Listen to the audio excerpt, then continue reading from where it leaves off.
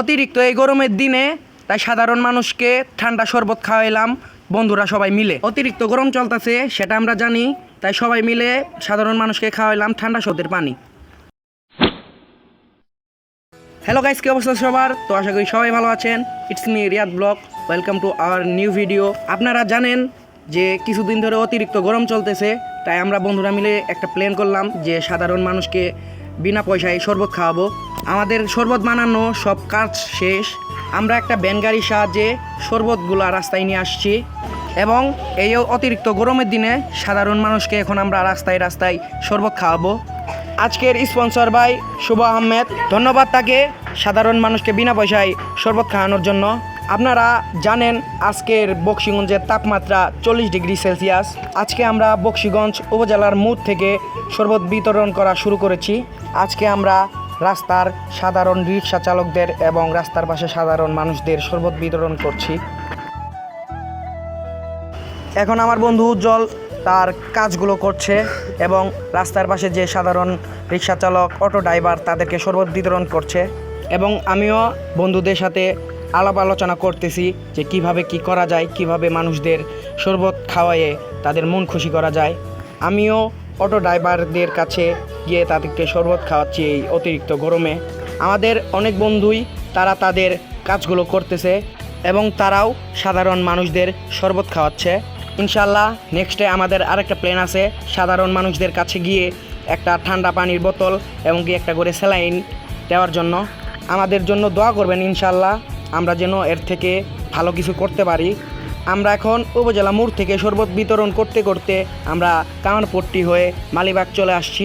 এখানে সাধারণ মানুষদের শরবত খাওয়াচ্ছি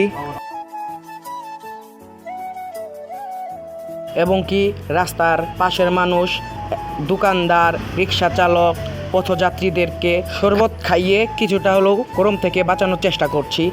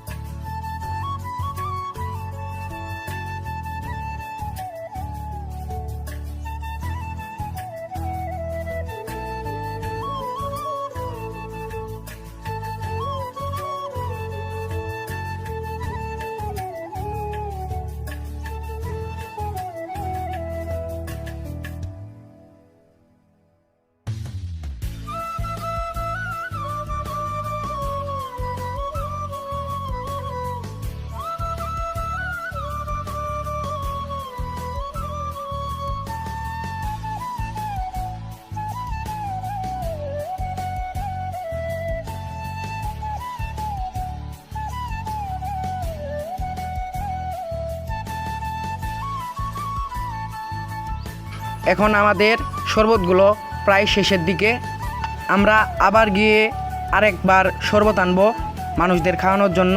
আজকে আমরা বকশীগঞ্জ বাজারে প্রায় সব জায়গায় পথযাত্রীদের, রিক্সা চালকদের সবাইকে শরবত খাইয়েছি। আমাদের জন্য সবাই দোয়া করবেন, আমরা যেন এর থেকেও ভালো কিছু করতে পারি। আজকের ব্লগ এই পর্যন্তই, নেক্সট ব্লগে আবার দেখা হবে। সবাই ভালো থাকবেন, আল্লাহ হাফেজ।